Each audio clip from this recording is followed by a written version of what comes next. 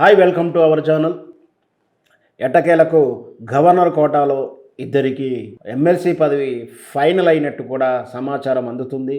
అంటే ఇక్కడ కాంగ్రెస్ అధిష్టానంలో ఇద్దరి పేర్ల లిస్టులు ఫైనల్ అయింది. అధిక లాంఛనంగా తీసుకెళ్ళి గవర్నర్ గారికి సమర్పించడమే లేటు అంటూ ఒక వార్తా రాజకీయ వర్గాల్లో చర్చ జరుగుతుంది.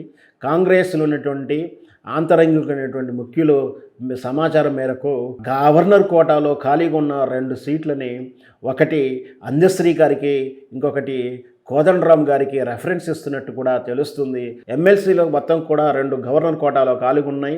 ఎమ్మెల్సీలుగా ఉన్న 4 అభ్యర్థులు ఎమ్మెల్యేగా గెలిచిన తోటి ఖాళీ అయిన 4 స్థానాలు వెరసి 6 స్థానాలు ఖాళీగా ఉన్నమాట మనకు తెలిసిందే. కాంగ్రెస్ అధికారంలోకి వచ్చిన తర్వాత ఆశావాహుల లిస్టు బాగా పెరిగింది.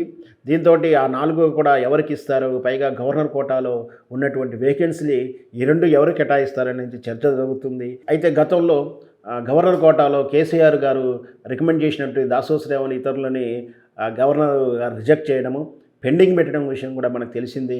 అంటే గవర్నర్ కోటాలో రికమెండ్ చేయాలంటే వాళ్ళకు రాజకీయ నేపథ్యం కానీ ఇతరత్ర ఉండకూడదు, సంఘానికి ఏమైనా ఉపయోగపడేటువంటి వాళ్ళుగా ఉన్నటువంటి వాళ్ళు మాత్రమే గవర్నర్ కోట సిఫారసుకు పనికొస్తారు.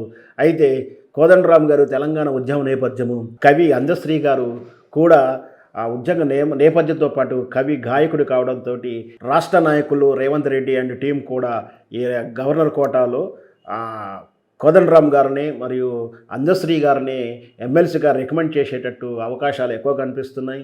అయితే గవర్నర్ గారు మరి ఎలాంటి నిర్ణయం ప్రకటిస్తారు, మరి ఇంకేమైనా కొర్రీలు పెడతారా ఏంటి, లేదా ఈ ఇద్దరిని ఫైనల్ చేస్తారా అనేది వేచి చూడాలి.